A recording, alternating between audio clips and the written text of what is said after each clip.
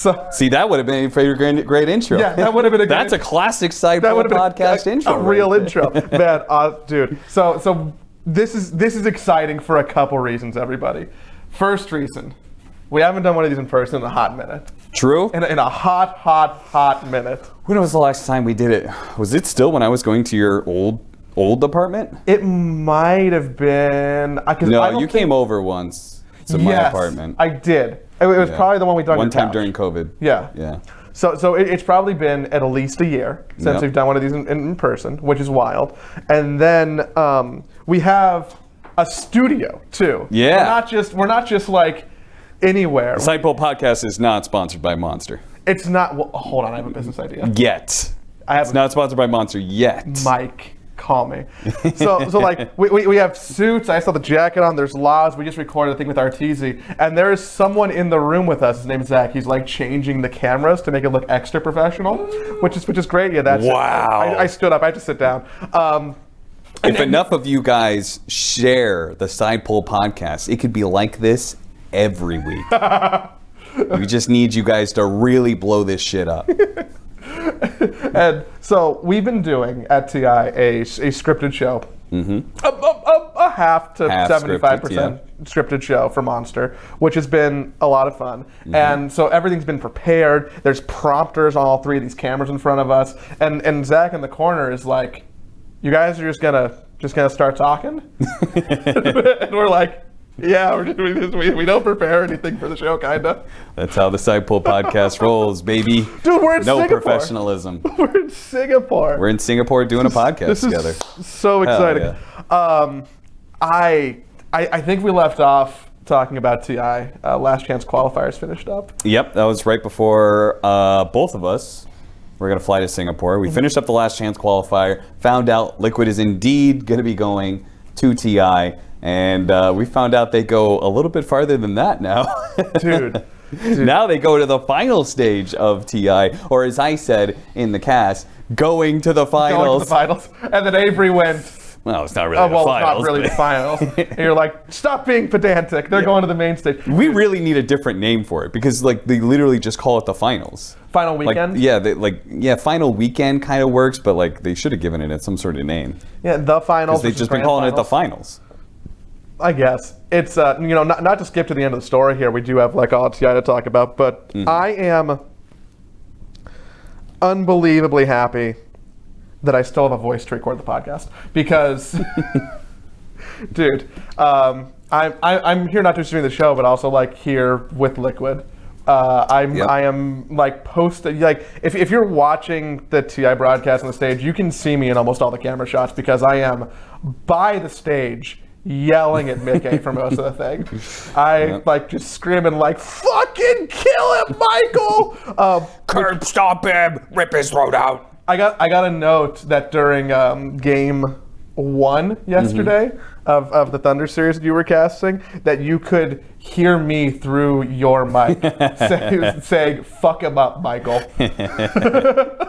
Nice. That's the kind of crowd noise you want to hear. None of this is just, ooh, yay. No, you want to hear, fucking kill him. Yeah. It got pretty violent. I'm floored, and obviously I can't claim to be as happy as the team or take any of their glory, but like I do feel some level of like these people are my friends. Yep. I am very happy for them. I am an employee. I am a Liquid fan. And I'm just at the arena, which wasn't all like people I think have been excited for Matu, but it feels like there's a little bit of like an underdog story building that definitely got the arena more in our favor as games went on. The OG series a little bit rough. People were clearly OG I fans. heard about that. Who told you that? Was like I think I read a Reddit comment or something like that was funny. And it was something about like how Liquid killed the crowd noise or something like that, and I was like, wait, what's that about? And I was like, I expected the audience to have backed Liquid and OG, not evenly, but like 40-60. It was like 80-20, yeah, at least. Trent turned to me, he's like, dude, no, they are all OG fans. Yes. He said, with Liquid, we're making plays because we're sitting backstage. And so we can always tell there is a delay from obviously what is happening on the stage and what we're seeing, because we're literally watching the Twitch stream, the same Twitch stream you guys are, right? So we're watching that in the green room. We can hear the audience, and we can usually tell which team is going to win a team fight because of how loud the audience is, because there's usually favoritism one way or the other. And he said, with Liquid was winning, and he was dead silent. Nobody was cheering. So I was doing a non-zero amount of starting Let's Go Liquid chants. It was really hard to do during the OG game. It was really, really hard to do during the OG game. And then I almost felt bad because it was so easy to do during the Thunder game. I think there's multiple factors for that, right? Because people were inherently very excited for the series because of the games that were being played. Yep. But like that felt really like painfully lopsided, that at that point it wasn't 80-20, it was like 95-5. Yeah. But at least you had like all the Spanish and Portuguese, Brazilian talent were starting their own. They were out there with flags. They started their own chant. They started a chant, and then they started a second chant to differentiate it from the first chant. Like it's good that they were there for that. It's super good that they were there for that. I think that I am still really high on what Thunder was doing. I think that this isn't a hot take at all. They probably should have won the series. Well, I feel like both of you should have won the series, just in different ways. Yeah. Just in different ways. Well, we collectively just threw a game at each other, right? So when that happened, it's like they did us a solid. I saw Pakaz and Dark Muggo like back at the hotel, and they were like smiling, but also just like they know that they could have done more. Yeah. And now I think the challenge is, one of the stories coming out of this TI is how well they did, how well Beastcoast did, even given the adversity, right? Yep. So how do they continue to iterate and recreate that, and not just like get poached for parts, or keep South American Dota like at the standard that it is right now? Yeah. No, certainly. I think. So one thing earlier, you talked about how happy you were watching Liquid. I was talking to Hotbit after that series, and he said he was happy you're here and stuff because he said working for a team, like obviously Hotbit has followed Dota since the beginning. Yeah. And he's done a lot of work. But like he only recently is now really backing a team, right? Because he used to be BTS. He was on the tournament organizer side. Sure, he had his he probably had his favorites, right? But like he said specifically, like when you're working for a team, it hits different. Like now, like you've got like a squad that you're fully backing, and it's different when they win, and it feels good. I don't think anybody from Liquid's watching. Like I go to League of Legends games. I've gone to other games, and like yes, I am very happy for them because they are also friends, and I know them and they're coworkers, and I work with them, and I'm a Liquid fan. Yeah. This one really hits different. Yeah. It hits bonus triple different. I went. I was fucking screaming, screaming. Our camera person, Brooklyn, who is here with us taking photos, has never really watched or played a game of Dota in her life, but has watched a lot of League by also working and taking photos, and like watching people who know nothing about it, but are like getting invested in it for the team, or like asking questions about it, and then seeing other people like that get excited just because the energy in the room was so infectious. Wild. We could not hear you or Avery in the crowd for the last 4 to 5 minutes of that last game. Yeah. Like truly, like I if I was trying to, I could not hear your voice in the arena because it was so loud.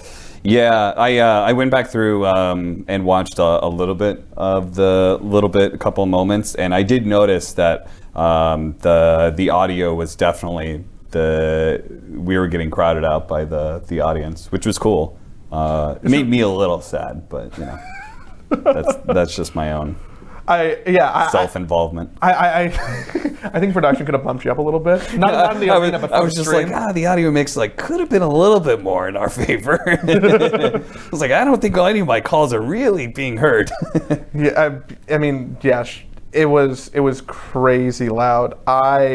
I went from pacing circles around the arena to lying on the floor because there were 2 or 3 fucking amazing black holes that I was just, as a person who knows something about Dota, was like, I'm pretty sure we lost. I'm like 95% sure that we lost this game because for me, it really felt like the Enigma.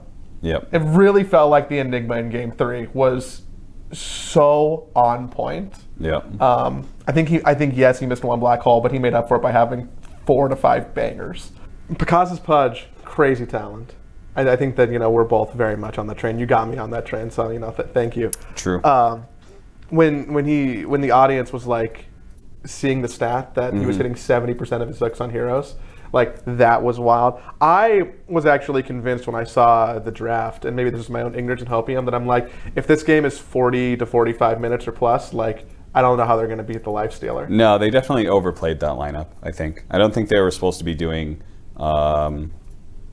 as well as they did. I mean, also a big part of that was there's a huge difference between this series and the Entity one, where it was Lifestealer versus Pudge, because that matchup, Lifestealer, like Matamba Man was the most farmed hero in the game.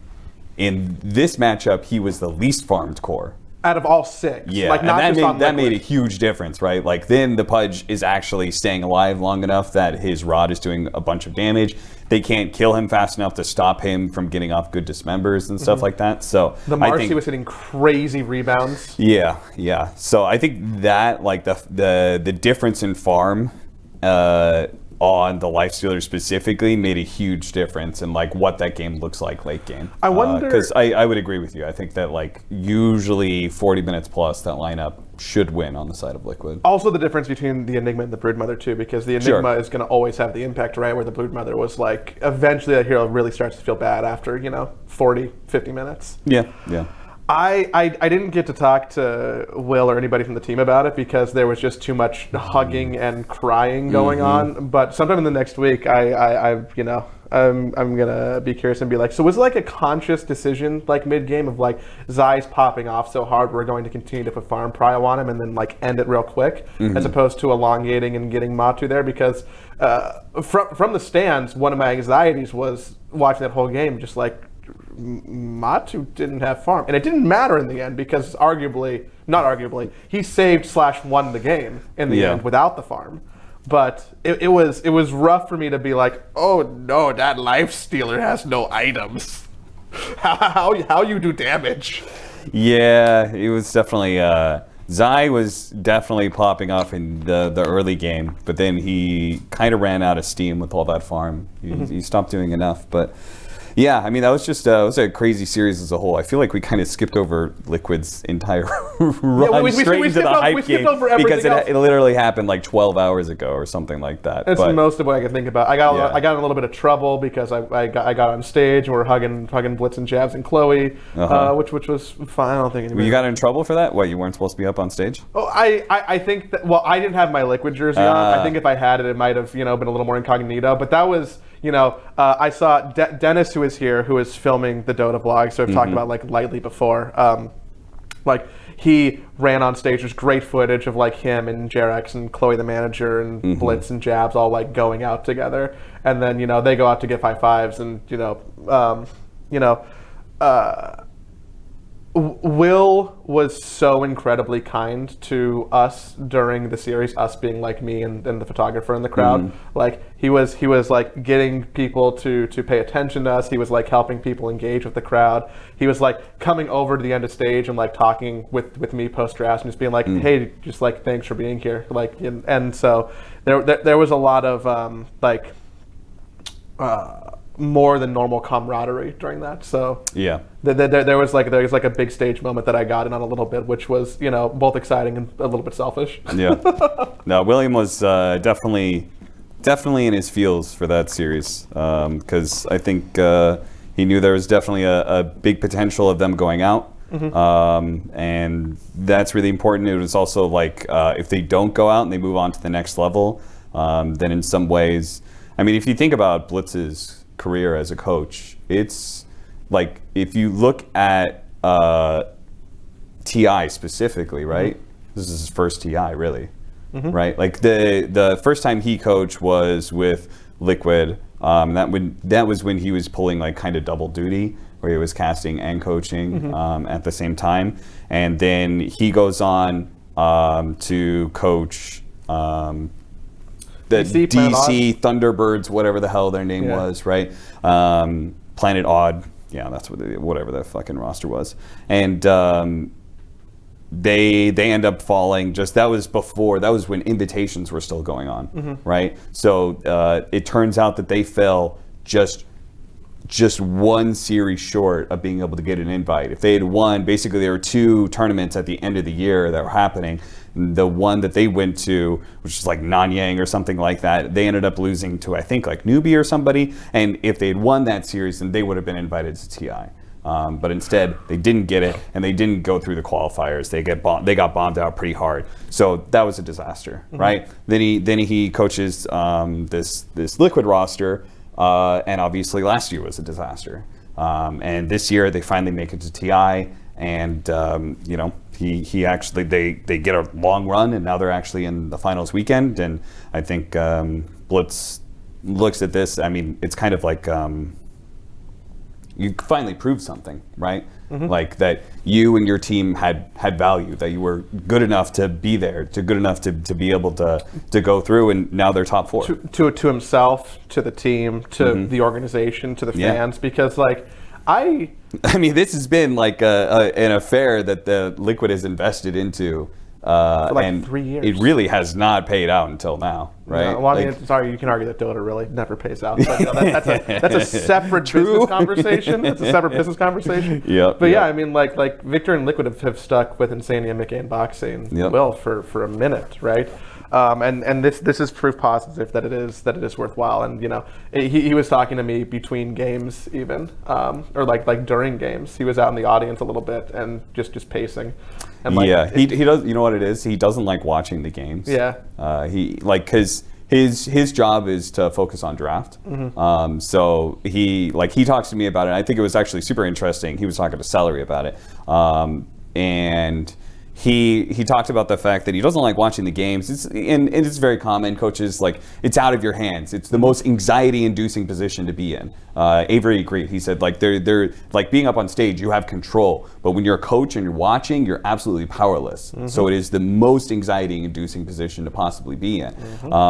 And so that feels natural. Okay, maybe you just want to avoid that. But he also said, like, he doesn't want to, like, he knows, he will know, or he does know if he screwed up the draft or not, or if they did the draft correctly. But then there's this entire other aspect of what happens inside of the game, right? And they've got a separate coach for that. That's Jarek's. So he doesn't want to cloud like his judgment of the draft and stuff by what happens in the game, right or wrong, right? Like if he thinks that the draft is good, and like he watches how the lanes play out and they play out like he thinks they should and stuff like that, then like, okay, then like the game should have, and maybe things go wrong and they screwed something up, but you can't let that paint like your idea of what the drafting is. And the same things go, right? You could do the bad draft, but your team plays well enough to make it work. Like you don't want to get it in your head that draft was fine, right? So I thought it was actually like a really smart idea of coaching. And he also elaborated, I thought another part was super interesting. He was talking about like traditional sports, like they have all of this support staff, and they all focus on their own jobs, right? And it's like esports, like we brought on one coach, but if you think about it, one coach is supposed to cover the draft and the gameplay and the psychological aspect probably of it. Some player management. And the player management and stuff, like the relationships between players. Like how is one person supposed to do all that and do it the best, right? How are you supposed to successfully like create good drafts, but also like be the guy telling people what they need to do gameplay wise, right? It's like those things are gonna start colliding together, and you're gonna just start getting worse at one or the other as a result, right? Well, like if you are one coach and you're deciding to draft and gameplay, how do you decide, right? Because sometimes it's draft, sometimes the gameplay, and sometimes it's both. Like where are you gonna put the emphasis on? Yeah, it's objective, right? And you have to hope you're getting the right one. I think a lot of people give Liquid some jokes and some jabs, probably lightly justified, that they do have like 17 coaches. Yeah. But like I still do believe that there's value in it, as you're talking to. And also, I don't believe that, like, there's more people than Zhao 8 that's working with LGD. Oh, yeah. I think they have their own, they have a pretty big support staff, as far as I understand. I think that we are probably just more public with it. Yeah. And, like, it's very upfront. You see Jerax, you see Jabs, you see Blitz, right? Yep. So their reward for winning is like an 8-hour media day today. Nice. I'm surprised they did the media day right away. Because we have 5 days. If I put my production hat on, that just gives people more time to edit stuff and make assets. Yeah, that's true. That's a good point. Make better content as a result. I'm sure you can make better stuff. Yeah. And then there's a 5-day break, and I'm still interested to see what that is going to do. We talked about this. People will see it next week on the morning show. But we were talking to Arteezy a little bit about this, like right before we were doing this, about what this little 5-day break could be doing for players, these last 4 teams, who it can benefit, who it cannot benefit. I would imagine it's hard to not get too in your head about it, because you are now having a 5-day anticipatory buildup of millions of dollars on the line, and even if you take the money out of it, your life dream. Yep. It's a crazy amount of pressure, and I feel like, and I felt like this ever since they announced this, that there is. I hope we get this information post TI, right? Whoever the winner is, there's going to be some information that comes out about what the teams did during this 5-day period. Yeah. And I feel like that could make the difference. Because I don't think they're all going to do the same thing. No. Right? Some of them are probably going to want to scrim a little bit. Some of them are probably going to we're in Singapore. It's very possible to just fuck off for 3 days. Mm-hmm. Some of them might pub a lot. Some of them might play Overwatch. Apparently, everybody's playing Overwatch. From what I've heard, maybe just an NA thing. It's just new Zoomer game. That's probably part of it too. I want to know what the different strategies are going to be for people and how it's going to pan out, because you're getting to the stage, and it's going to be a big stage, it's a big arena. You can see it from like the hotel. It's large. It's very different than what we've been experiencing for the last week. How have you felt about the TI Part 1 and the arena setup?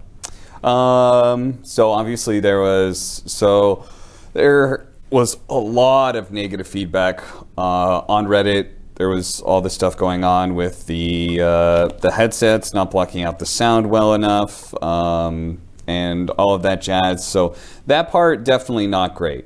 But I feel like the end product, that final, honestly, the last 2 days I think have been pretty clean. I think obviously the competitive integrity aspect of players being able to hear the commentators is pretty important. Yeah, that's really, really bad. But I think there were still some upsides to this. You're not going to go Surrection Slacks on me here. You're going to just wait. Let's focus on the positives, people. I'm giving him shit, but the thing is, I also really agree with him. Yeah, so do I. I mean, I don't. Obviously, I don't 100% agree with him, but I agree with most of what he's saying. Mm-hmm. And also, people really bad faith. And people really took this as him saying stop complaining, but he never did. And and if you challenge that, he has a bounty right now. Any of you guys can take him up on it. He has a $100 bounty if you can find in that 40-minute video anywhere where he tells you to stop complaining. So he probably isn't going to pay anybody, because they probably can't find it. They can't find it, no, because he never said that. But the positives, and I think it's actually turned into a negative for some people. But there's less content.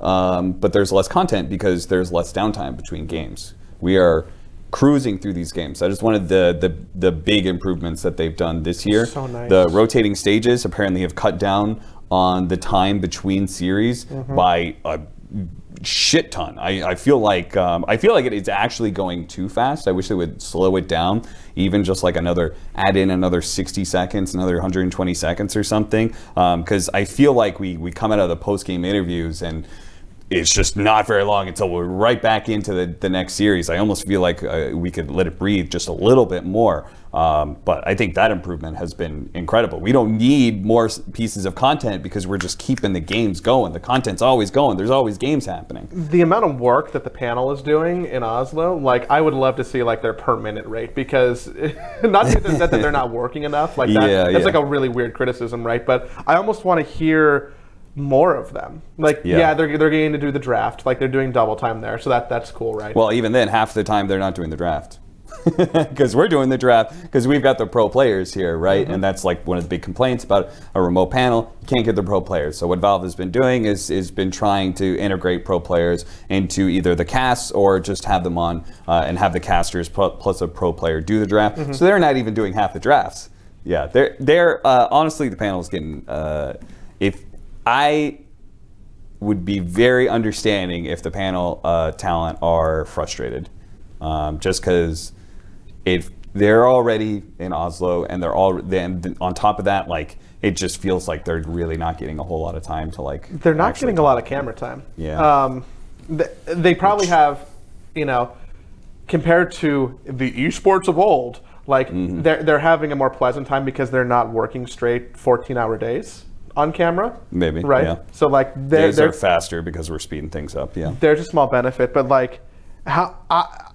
I want to see more Slacks. I want to see more Tsunami. I want to see more Purge. And it feels like there's barely time for any of those three to really like flex, because they're getting like a segment or two a day that lasts maybe 90 seconds. Yeah. Which is kind of a bummer.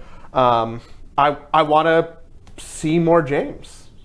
Maybe it's because I'm a little bit of I was excited about the development. You're trying really hard not to say fan, aren't you? No.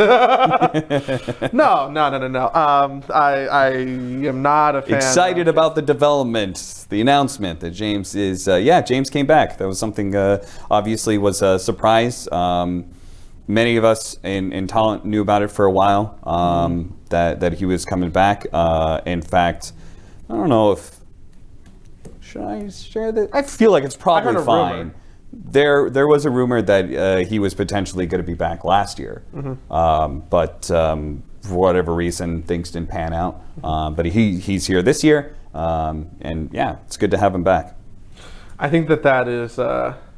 It's always good from a production standpoint to have like a positive PR bullet in the chamber. While I can both be... they needed that bullet real bad. They needed that silver bullet. While I can both be really excited about James because I've liked his work, I think that to me, a little bit of that was like, dude, we got this one. This is going to be the good Reddit thread in a sea of people who, again, to be clear, I think that we are being a little too critical and a little too doomy about everything. And I think I say that because I'm hyper aware and worried about how that can like manifest into actual doom. Like if so many people are going, this is horrible, everything is dying, nobody cares, fuck Valve, fuck Valve, fuck Valve, fuck PGL. Yeah, it follows through to your actions, right? Like all this negativity, like people start enjoying the game less. I think that was part of one of the things that Slacks was saying, is like, legitimately, I love this game, and like this much negativity does not help the game. Yeah.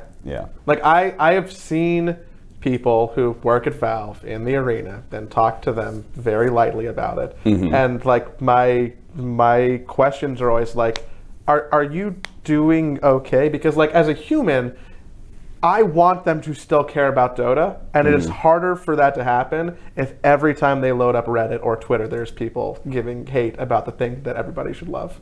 So like, there is a very justifiable amount of criticism to give to the event. I'm not excited about the way that it's set up in the format, not like the tournament format wise, but like I'm not excited about the break. I'm not excited about the small arena. I'm not excited about people in Oslo, even though like I actually think that the studio is really cool and it's going well. I'm not excited about a lot of things. I think that the real egregious one, like you mentioned, is that there was some audio issues, which have been resolved, as far as I know, rather quickly. The day one was a disaster, and then day two was also bad because what they did is they they basically, so I didn't work the first day, that was my day off, and then day 2 we worked the very first series, and so they overdid it.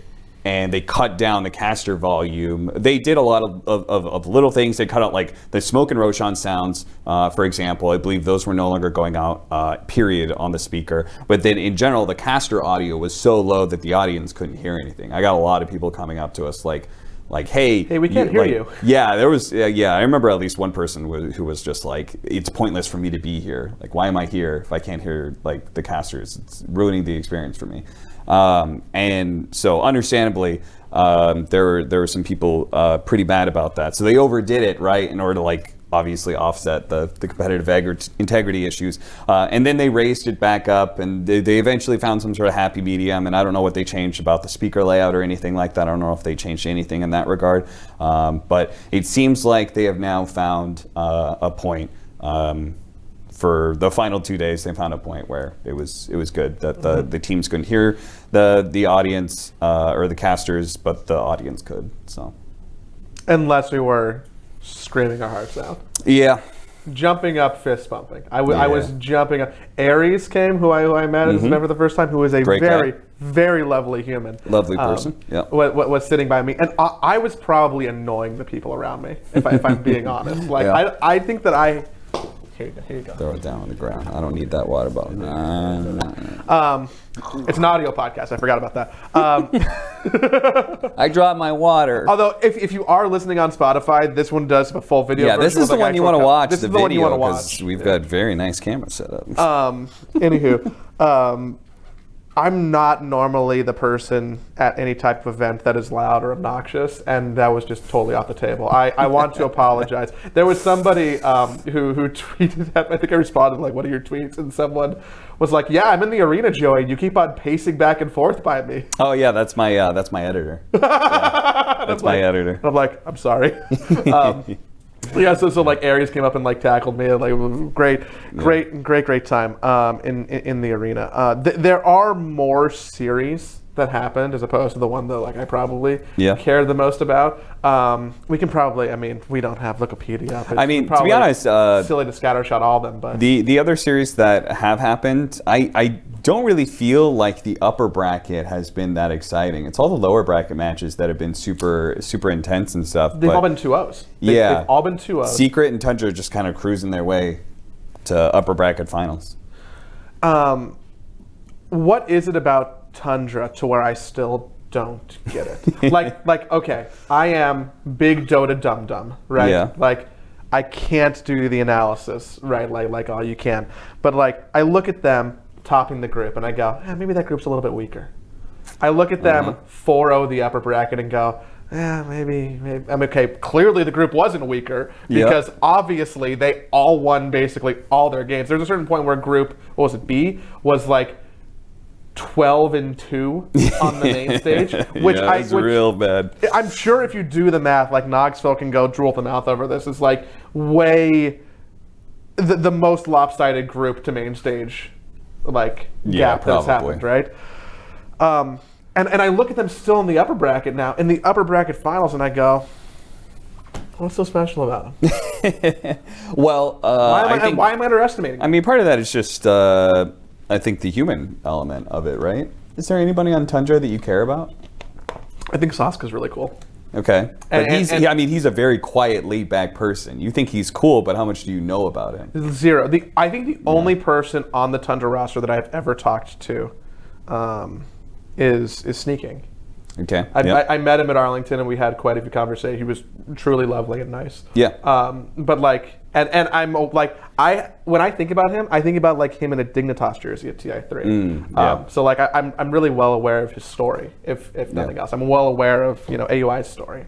But I look at them and I go, they're just like the Western Europe team that we and everybody beat like consistently throughout the year. And yeah, obviously they qualified for TI and other teams didn't, right? They did really well. Maybe it's because they did poorly at Arlington and that recency bias is like over-indexed in my head. Could be, yeah. I think the things that they do and the style that they have is not necessarily the most endearing either. They are a very nerdy and a very dirty team, nerdy and dirty. That's good. You got to save that for the broadcast. That's good. We'll see if I end up casting them at all. But they, because AUI is like one of the biggest Dota nerds I've ever met in my life, and he loves being able to tear into that sort of stuff. That's what they do. That is the squad as a whole. They get into all of the nitty-gritty mechanics, and they understand little things about lane matchups or hero matchups that, like, you know, you're just not going to find in any other team. So there's that aspect of it, right? That the way that they win is through little things like that, but also they're really dirty. And by that I mean that they, so this is like a term that is, it's like one of those terms where I think that one of the best compliments a Dota player can ever give to another Dota player is that guy's really fucking annoying, right? That guy is annoying. It means he's doing things that you don't like that are inhibiting your play, and it just feels bad. It feels bad to you, right? So when you call another Dota player annoying, it's great. It means he's doing something right. And this term is very similar. They are dirty. They are, when it comes to the laning aspect, they don't play fair, right? They play the Broodmothers, Visages, right? They don't play honest lanes. They play dirty lanes. They play this matchup, it doesn't matter how good I play it sort of thing, like I'm just screwed, right? That's how they do it, right? Nerdy and dirty. That's how I think of it. Every pro player I've talked to or listened to in passing, because I don't want to bother them by having them listen to my voice, which is a real thing, by the way, my voice. And your voice is fine, Joey. No, just in general. They've all been like, yeah, Tundra's scary. Yeah. Or Tundra's annoying. I've heard people use that word, so you're right. They got like a really easy 2-0 versus OG, and then also an easy 2-0 versus Aster. They're just crazy. Yep. OG, a team that is eliminated. I am going to. I'm impressed by how many fans OG as an organization has and has built throughout the year post No Tell Seb. I think that they've done like a great job with that. The arena, like we talked about, was filled with them. I think that camera shot of Amar with all of the crumpled up drafting papers on the desk is going to haunt him for years. Maybe not him personally, because I get the opinion, I get the feeling that like he truly doesn't care. Yeah. But that is the memeiest meme potential that I have seen. It's all good of meme format for sure. It's a great meme format. Yeah. It looked like your disheveled younger brother's homework that like can't even be turned in. Like, I don't even know how you crumple papers like that. Yeah. I don't even know. OG kind of bombed out. OG did bomb out pretty hard. That was pretty easy or pretty hard, depending on how you look at it. 0-2s that they went through from Tundra and Liquid. Yeah, they're both. I like that they stopped putting Tommy on the Oracle. Yeah, they did do that, but I don't know. It felt like they just couldn't get to their style. It just felt like they were out of sorts and could not catch up fast enough. And that is maybe perhaps one of the dangers of a team who cements the meta too early. And I mean, is there really any other team that got hit harder by the patch? By the Razor OG? nerfs?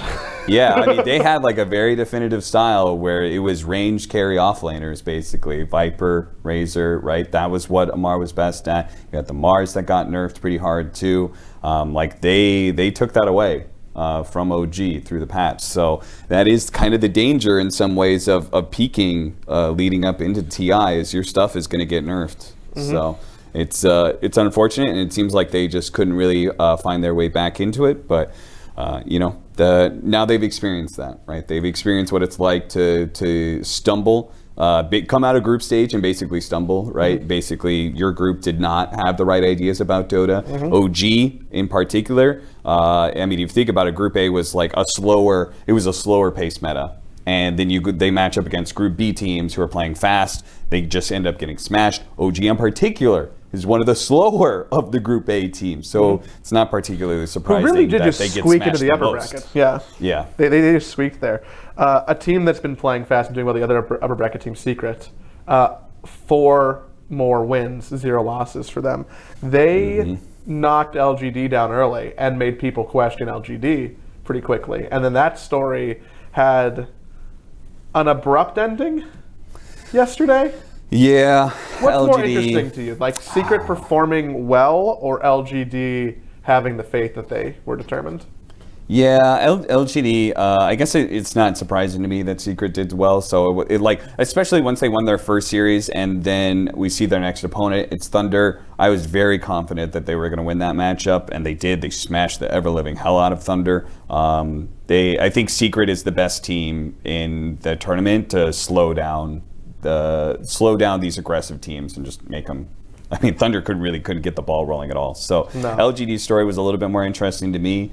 They had to try and make a lower bracket run, and I really thought they were going to make it to the final weekend. I thought they were I thought they were going to push through. The only thought in the back of my head was Aster does look really good, and it's LGD versus Aster, like intra-regional. I feel like LGD is probably better against all the Western teams, But I think up against another Chinese team, I'm not actually sure if They played were so that many games confident. this year. They've played so many games this year. Yeah. Which is also why, the prospect of 3 Western Europe teams in a top 3, really, if I try and take biases away, feels like it could be any type of fiesta because all those teams have played each other so much that you could have a favorite horse, but I think any of them are viable in that scenario. Similar if it was China. LGD looked so bad in the Secret game to me, and then looked so good in the Boom game that for me it was that roller coaster of, oh no, what's happening, to look at that Faith Beyond, nothing to say. Ame, oh, look at that Sven. Oh, they're going to go all the way. They're going to go all the way. They're going to make a crazy lower bracket run. That's a team that hasn't figured out the meta right there. It just. Yeah. The reason they look so good is because when they matched up against Boom, they were matching up against something they were comfortable with. So they smashed it. But when they matched up against Secret and when they matched up against Aster, it was something that they were still trying to solve. You could see it in I think there was actually a dichotomy there between Liquid and LGD, and that they were both teams that they came from the same group. They were both teams that got knocked down and did not have a good hold of the meta. And they both had to try and figure it out. And basically, if you want to know what the TI meta is right now, it's ranged cores. It's SF. It's SF has had a bad go of it, but it started with SF, right? Now it's Lena. Now it's Sniper.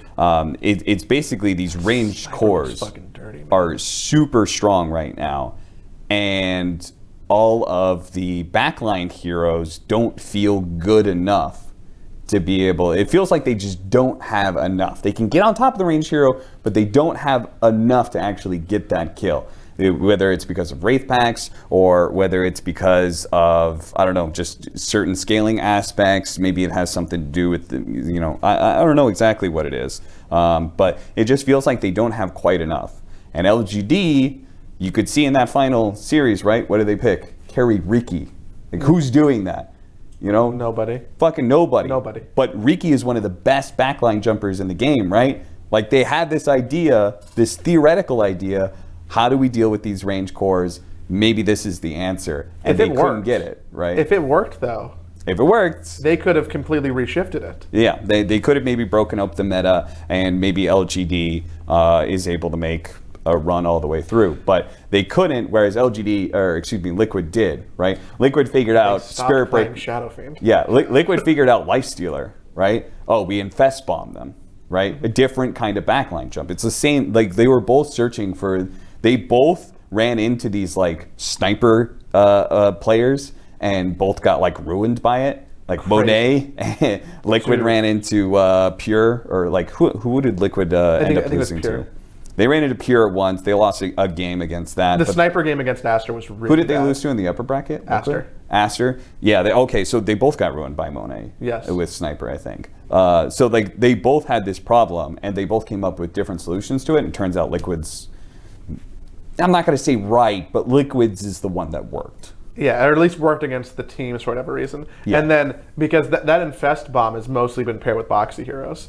Boxy, if you look at his recently played, I think it's been, thank God they stopped picking Earthshaker. But I think that hero's garbage. Spirit Breaker and Tusk? Spirit Breaker, Tusk, and Clockwork are the three heroes that he's been playing, all of which you put Lifestealer in, and then suddenly they have an instantaneous, almost impervious way to get to the back line. Yep. Boxy's been playing out of his fucking mind this event. Boxy has been playing out of his mind.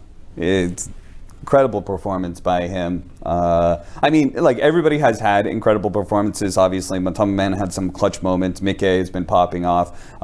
Zai, I think maybe the quietest people are probably Zai and Insania. Every single person had a role in winning that game 3. Yeah, they don't absolutely. win. They don't win if Insania doesn't get that Frostbite, Frost Nova. Sure. They don't win if Matamba doesn't get the Infest Bomb. Yep. They don't win if Zai doesn't do half the stuff he does for most of the game, right? Yep, So, yep.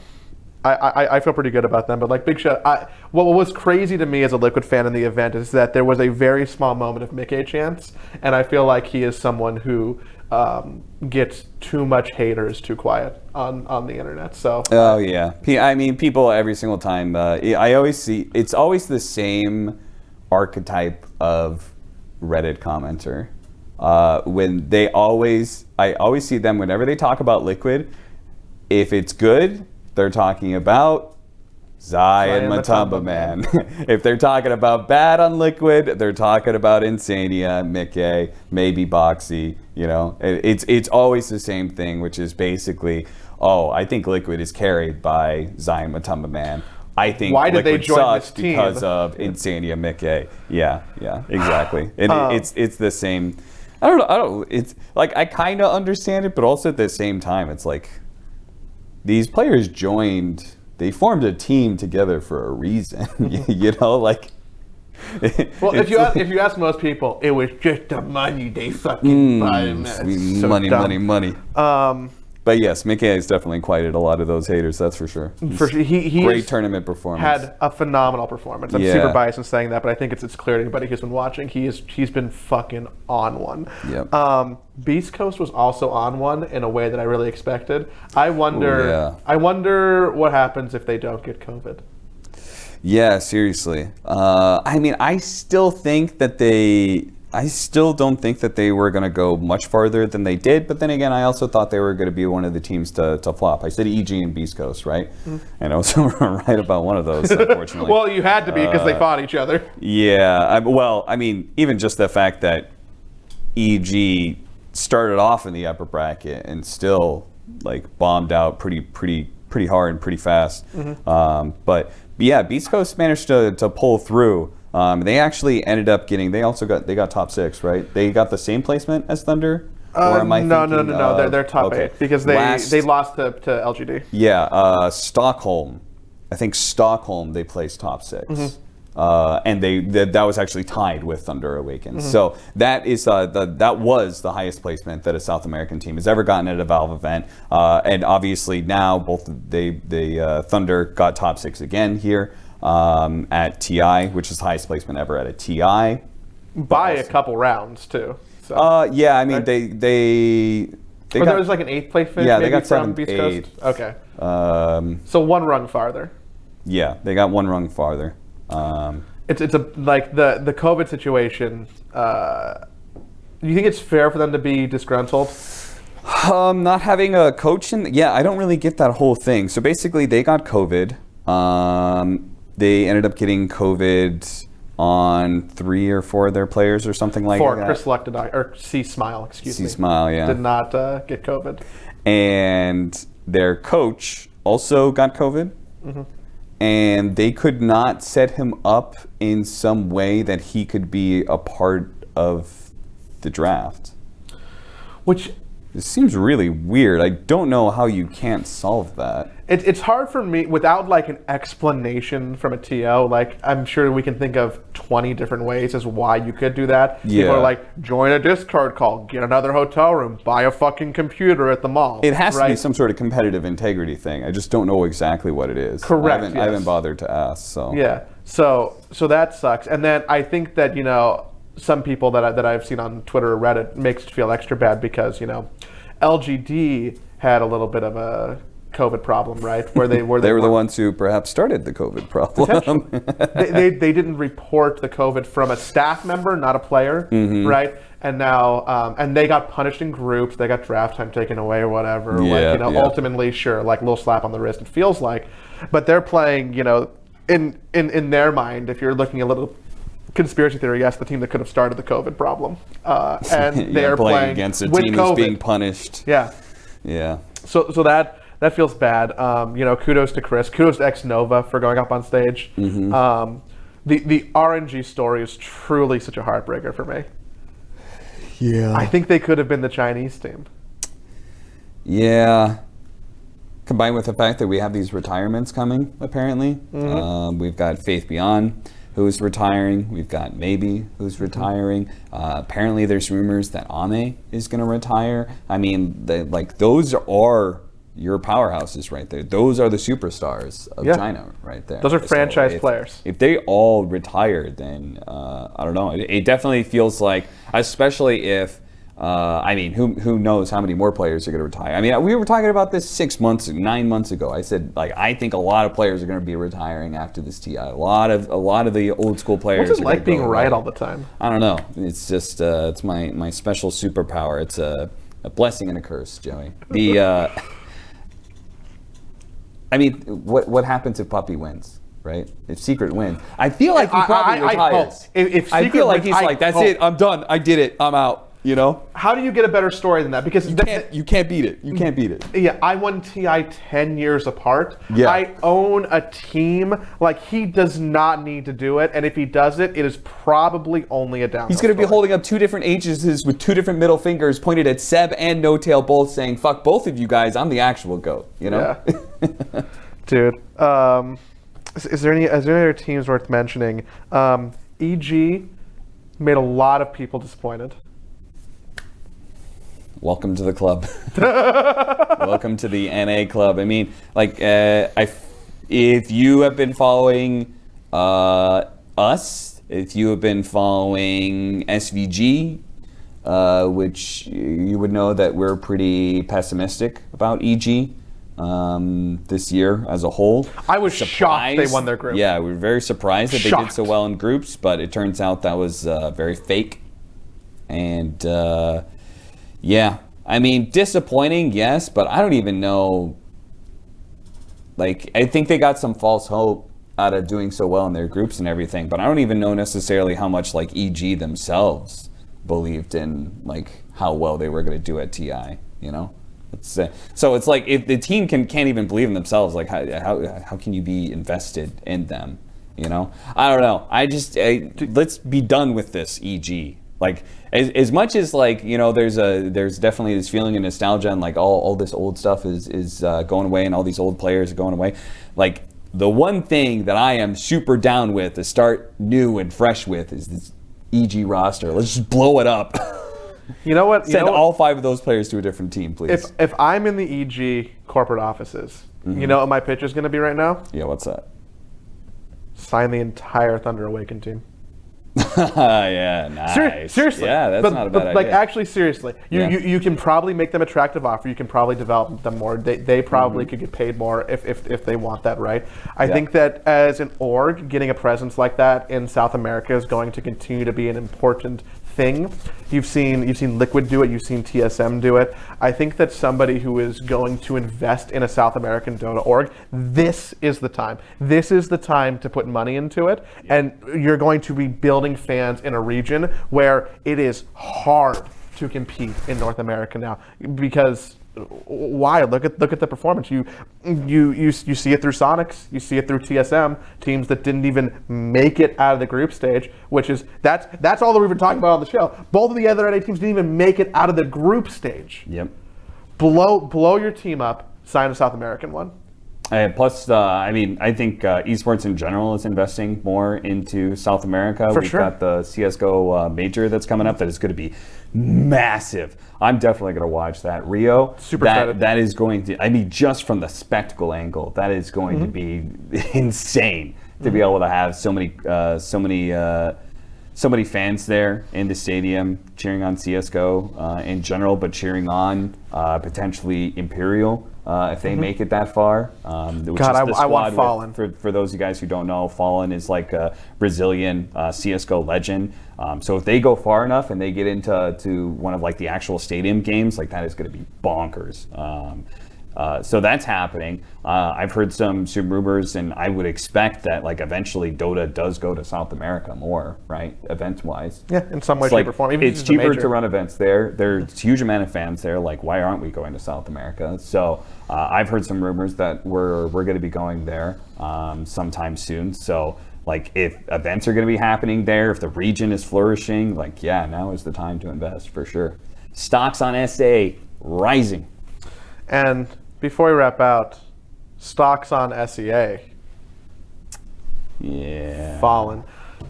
Different type of fallen. It's a bummer for me. We've talked about it on the morning show a little bit that there's just no boom, no Fnatic. No nothing to say, even. No nothing to say. No Abed. No Abed. Yeah. People are gonna have to pick a team, and I assume that a lot of them are going to be Aster fans. I assume a lot of them are going to... I think that the arena from a home field advantage probably hurts Tundra the most.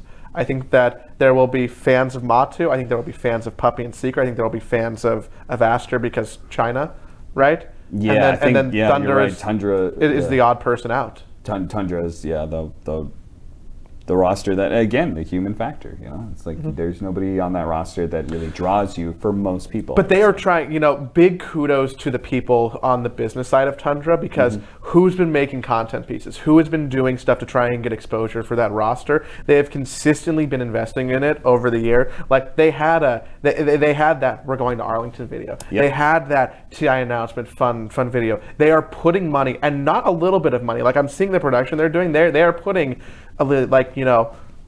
probably upwards of $10,000 into making those videos, right? Yeah, and it's going to pay off. If even if Tundra bombs out right now, like they are still already getting so many fans. It's just the fact that like many of their players aren't none of them are like big streamers necessarily or anything. I think maybe Skeeter is the most outgoing personality on that team, and he's got tons of personality. I actually really like. I had a great conversation with that guy after some Eastern European event. I don't remember what it was. I think it was before COVID.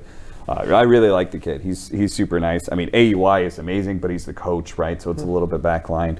But there's just there's nobody on that roster that really draws and inspires a whole lot of people, but doing well enough at TI gets you fans no matter what, right? And people are going to be paying more attention to these players, and as a result, they're going to get more invested. They're going to see some of these videos that they're making, and so yeah, it's definitely going to pay off. They instantly become legends. I think the best case of that is look at the people who were supporting Spirit last year versus supporting Spirit this year.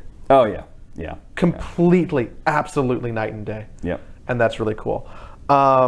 We've been going for a hot minute. Probably a good time to wrap out. There's food we should get or things we should do. If you haven't watched, I still want to talk about. We completely blown past the fact that I got to cast one of the best series of all time. Again. Joey. What the fuck? Hold on, yeah. Hello? Hold on, I'm sorry. I thought this was the Liquid. You want to just wax eloquent about how much you love Liquid some more, Joey? Okay. I was casting that series, you motherfucker. How does this happen to you? You're right. How does this happen to you? That you get to always get these games. Is it dumb luck? Yeah, it's just dumb luck, right? It's just dumb luck. This is why I always tell people that I don't care. I've never casted the final day of TI. I've never casted lower bracket final or grand finals. There's 5 casting pairs, right? Yeah. There's 4 games left. Yeah, John and MLP are done. Okay. They were only hired for the playoff bit, and then now they've got 4 casting pairs for the 4 series left. And you don't know what game you're going to do? We do not know what series we're doing, and I don't care if I'm doing grand finals or not.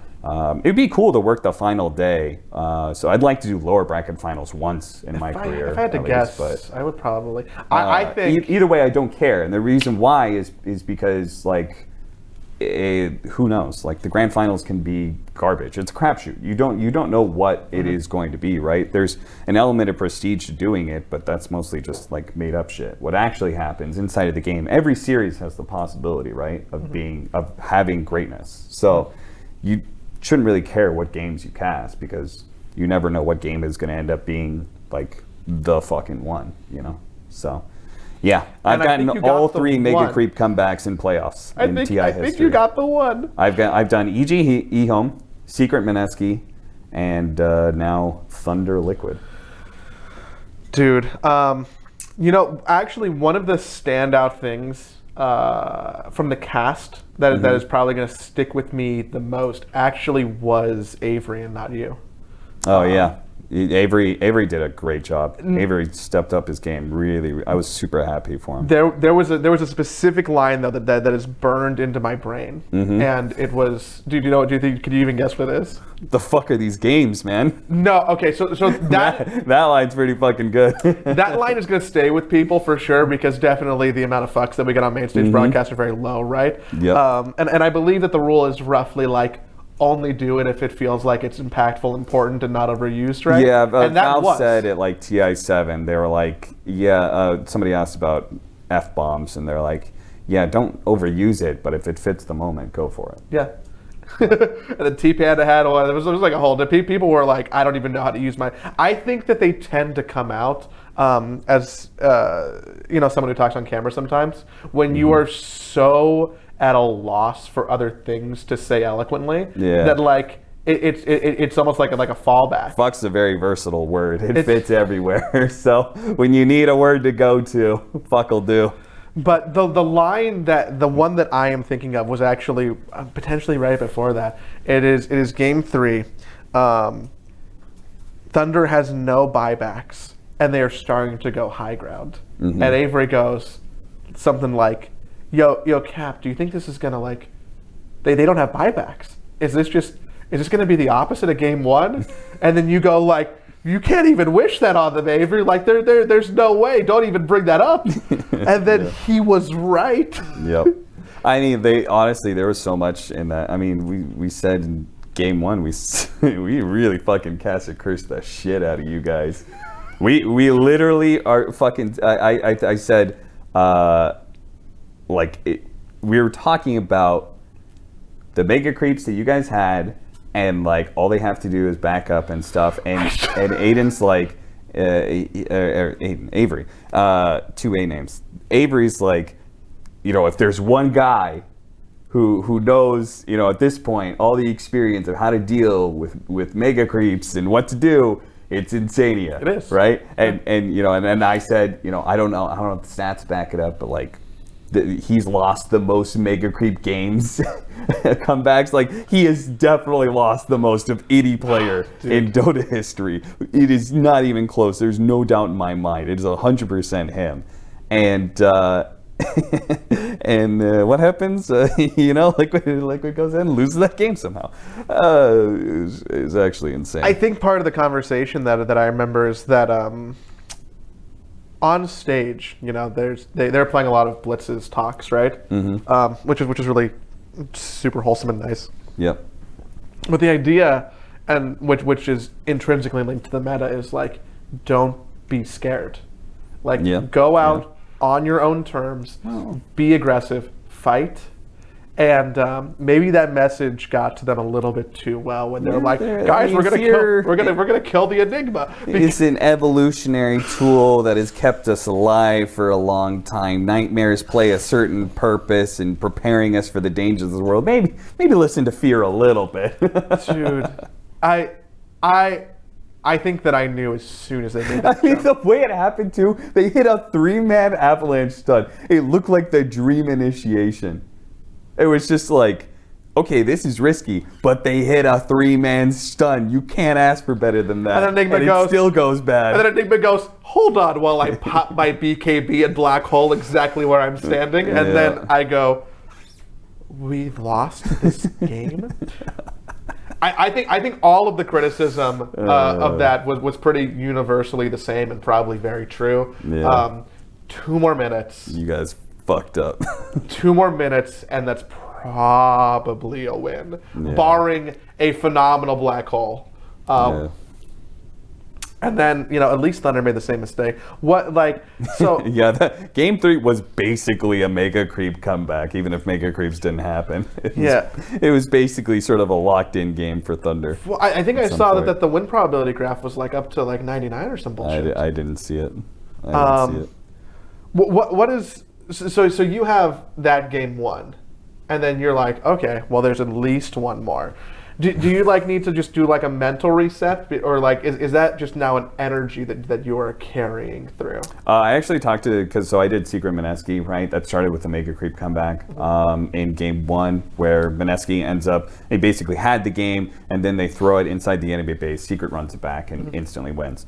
And insane bonkers game. And game 2 and game 3 were also both very hype and close. And Mineski wins game 2, and it becomes this what if they had gotten the 2-0 and stuff like that. And I think I actually did a pretty bad job casting that series to my potential, because it was too much excitement. I actually remember my heart was beating out of my chest. I had a hard time breathing at some point in time during that series. It was actually too much. And what this series actually did very, very well was the fact that game 1 was super hype, and then we went to this game 2 and it was a fucking stop. Liquid came back with a fucking vengeance, stopped the ever-living shit out of Thunder, and it was no contest. And what happened was, it was a nice reset. It was a nice chill down time. I think both for us, but also for the audience. You can't. I always describe casting as a roller coaster, right? Where it's emotionally, when you lean into it, you got to start building up the hype, building up the tension. Holy fuck, look at what's happening, And I need my caster to reach up to me, right? So when I go, oh my god, holy shit, that was crazy, I'm still kind of up there, and I need him to reach up to the same energy levels. Well, in that series, the Secret Mineski, it was only up. It was all ups. It was nonstop ups. Whereas this series had a very nice clear down, and then it picked back up again. So I'm happy I had a down moment too. Yeah, it was good. It was helpful. As much as I, as a fan, love series like that, that's what makes Dota, esports, sports, right? Yep. I wish that all the games were like game 2 all the time. Yeah, Liquid just stomps their way 3-0s to grand finals. Yeah. Joey never has to worry for a single moment. No drops of sweat. My watch gave me a notification. Your heart rate was going high? That I was in a cardio zone. Yeah, for all the pacing you were doing. You didn't realize it, but you were actually jogging around the stadium. That's why people were upset at me. Dude, I was so happy that, personally, selfishly, that you and April were casting that game, and I was double happy about what happened. Yeah, I think we did a good job. I was very happy with the cast. I also think we did a pretty good job of being being very even. I saw 0 complaints about bias, which was great, because I'm just leading this into a small little side story that I actually got told off for bias. This is the only time I have ever had a tournament organizer ever say anything about bias to me. And it was because I was watching that Liquid Entity series with you. With me. Yeah. And, I was fueling into a problematic tendency. No, I was already committed, because I knew I was going to cheer for Liquid there, because I wasn't casting that day. How do you not cheer for Will? Yeah, and the thing was for me is that William, we talked about how William's history with TI and stuff like that. I wanted him to have success, and so I really wanted him to get through the last chance qualifier. Hey, they did it. And and then they get into the upper bracket final, or upper brackets, and I was just like, okay, they'll probably get top 8. And then they get knocked down. And for me, I feel like a lineup of that pedigree, top 8 is that is the, I don't know if that's the right word, the delineation. That is the line between success and not success. I think if you get bottom 8 for that roster, so you're just not successful. Bad. I think you get top 8, good enough. Right? Yeah. If you get 7 to 8, I think it. that's good enough. I think that you can qualify as a success. And I wanted him to have success, and that was the difference between them being 9th through 12th and top 8, right? So I was like, fuck it, you know, like I'm gonna cheer for them. Well, you started one of the Let's Go Liquid chants. yeah, and I started the final one. That is probably the moment where someone was like, "Oh, we gotta talk to Austin about this." Yeah, I got a note. They were like, "Hey, note from production. Don't be biased on camera. It's fine if you do it backstage, but don't be biased on camera." And I was just in the audience. Well, I didn't know there was a camera on me. That's not my fault. So I'm pretty confident that the visual of us was obviously not live. Like we were there, Trent and Lyrical was there, more people were there. The visual of us was not live. They didn't cut from the game to like show people in the audience at that point. But we were close enough to the English cast. I think it was MLP and John were behind us. That I suspect, and I can't confirm this, I suspect if you go back, that you could actually hear you specifically starting the chant. And so I think that on camera might not be visually on camera, but on the broadcast.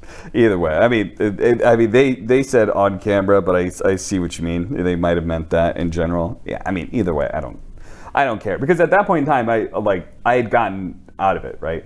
Like they'd gotten top 8 at that point. I don't really care what they do, which is I was a little bit concerned about like casting them versus Thunder, and like especially after getting that comment and being like, oh shit, I really hope like maybe they also knew, they're like, hey, you're gonna be casting a Liquid game. Yeah, I mean possibly, but they also could have put me on the other series if they wanted to. But it was just like I no longer had personal feelings about it at that point in time. So like I consciously knew that I was clear of it, but it was something that I was just like, oh okay, like I'm just the optics of it, I'm gonna have to kind of be aware of, and I think we did a pretty good job. I mean, I was very invested in Thunder. I mean, I play with those guys all the fucking time, you know? It's like, it would have been sick to be able to see them. I mean, how many times I called him Mr. Magoo? They're so fucking good.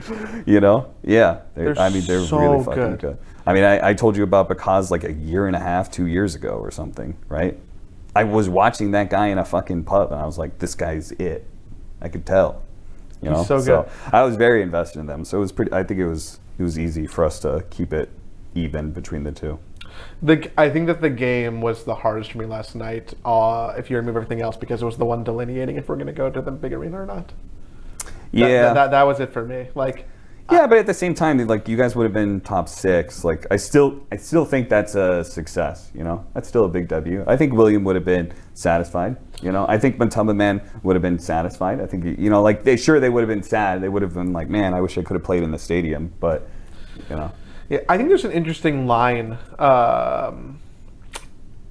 about teams, and we talked about this actually with Loda on the morning show just a little bit, like teams who potentially overperform expectations and then like settling a little bit because they're like, guys, we got top 6, and then suddenly that hunger goes away, right? And William in the Team Liquid Company Slack, like there's a group of people, there's like a game thread, there's just a Slack channel for all of the conversation that happens during our live games, where all of us are just like, cheering for all different teams all the time, right? And Will popped in there to like say hi to people and say thanks to people, would be like, he said something to the effect of like, satisfied but still hungry, like not in the end. And I thought that was the right mindset. Like you can both, look at something as a success, a new milestone that you won, but not lose that will to be like, pardon the pun, not lose that to be like, hey, we can do top 4. Hey, we can win TI. Yeah, and how much farther can they take that? Like, how much farther does Matumba Man want to go? How much longer does he want to delay playing World of Warcraft? Because he's done.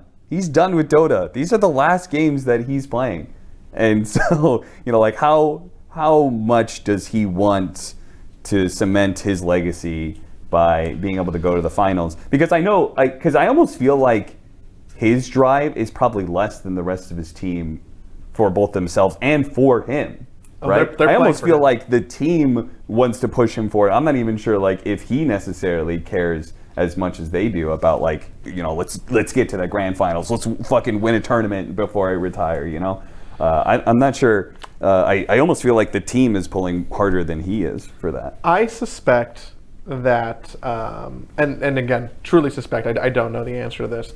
I think that it is a really interesting dynamic because the 4 or 5 of them, if you count Will, or even more than that if you're counting like Jarex, are all playing for Matu. I think Matu is playing for everybody else. Yeah. Because at this point, I think that he is happy with the situation. I think that he is such a zen person. He's just content with life. He is content. He is happy. Like, the money's probably fine. Everything is good. He's already been here before as well. He's won a TI before. He wants them to. He doesn't care about the 2-time TI winner, I don't think. He doesn't care about all that prestige. He wants to win for them, and they want to win for him. Yeah. And I think that is a very interesting dynamic. And, especially since he feels responsibility, right? Like, he said that, like, it's like he would hold more responsibility than probably anybody else because he's the most veteran of everybody. He's the one who's been there before and stuff like that. So it's like, if he thinks he's the most responsible and if he feels like he has a duty to, like, for the rest of his team, you're probably right. He probably is playing more for them than for himself. He's drafting for them. He's caring for them. I think that he cares a lot about them.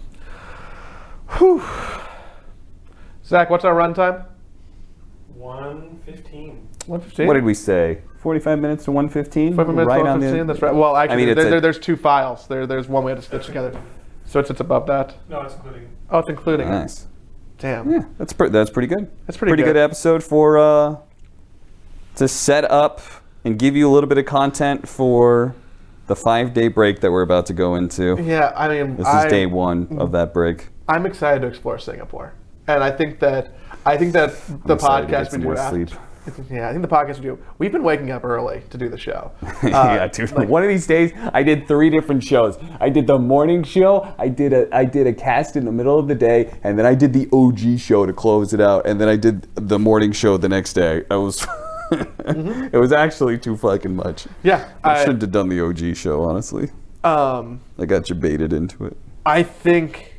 So I know for a fact that a lot of people who listen to this show, especially the people who are listening it to all the way to the end, have been watching or tuning in or chatting in Discord or doing something about the morning show. And I just want to take a second to say thank you. Yeah. Truly, because it was a little bit of a gamble. I think we all knew that it was going to work and be an okay product, but I think that you can look at it. Did we? Did we? Yeah, we definitely. You say that confidently. Definitely. I didn't know shit, Joey. I showed up to this show. I didn't even know it was a scripted show. I sat down the first time and I was like, you asked me if I was good at reading off a teleprompter, and I was like, oh, is that going to be for a skit or something? I didn't know the entire show was going to be running off a teleprompter. So no, I was not confident like you. I didn't know what the show was. I actually there's a post-TI episode to actually talk about the show and all that funny production stuff because I also didn't think it was going to be nearly as scripted as it did. Truly, and also not to fluff you up too much. He's really good at reading off a teleprompter. Oh, thank you. I had a decent amount of practice. Back when I was on Join Dota and we started doing YouTube content, and I was doing those pieces. I don't remember if you remember them with Zoe. Yeah, probably not. No. We had the Tidehunter barrel. It was probably the only iconic thing that ever came from any of that garbage that we did. That I had to read off a teleprompter a lot for those shows. Really good at it. But thank you. The point that I was trying to make, I think, was so. Monster people are in the chat watching, and they see you being active. Yeah. Liquid people see you being active. We know what a lot of your names are and see you being active. And thank you. I know it's weird times for most of you, but it helps make the thing look like it is good. And it's not just being propped up by front page. Which it actually has real. But also it's not. It is, but. I mean, our viewership numbers are crazy good. I did not expect that. I'm surprised, but even when we're not getting front page on Twitch, I'm surprised at the amount of people who are watching and engaged. And maybe that's being a little bit modest, that's selling you or us or Monster a little bit shortly. But that was surprising. And we are doing 2 more. So if you're listening to the podcast and haven't seen the morning show, you can catch them all on Monster's Twitch channel. And Arteezy's going to be on there, so it's super worth the watch, which I assume we're not hiding our guest for that, right? No. We should probably advertise. No. Arteezy's going to be on the show, show up. Correct. People love our tour. We're talking to Arteezy. That's going to go live Saturday morning before the show, 9 a.m. local time. Did we start the show earlier? Because I almost feel like, because there's going to be people tuning into the show, right? But our tour is on the latter half of the part of the show. And that's also where people are most likely, they'd be like, all right, the TI broadcast is starting, or like the beginning panel is opened, or something like that. You know, they're going to start. I almost feel like we need to start like 10 minutes earlier or something. Yeah, or flop it. Or we have 5 whole days to figure out how to best do that. True. But if you're not watching it, it's twitch.tv/Monster Energy. We're tweeting about it. People are talking about it in Discord. We're obviously on set right now. We're really just truly in my hotel room in Singapore. Yeah. I have to tear all this down now so they can clean because they haven't done that in 5 days. And it's not awesome in here. But yeah, tune in. I think the product is good. We're having a fun time. And get hyped for the last weekend of TI. Root for Liquid because I'm telling you to. It's clearly very important. Do it. And I ran out of steam. We need like a break. Yeah, you remember how we were talking about how the show starts and there's no clear, like, there's also no real end. There's no landing gear that comes out for this show. It just kind of, I find a point and we just cut it.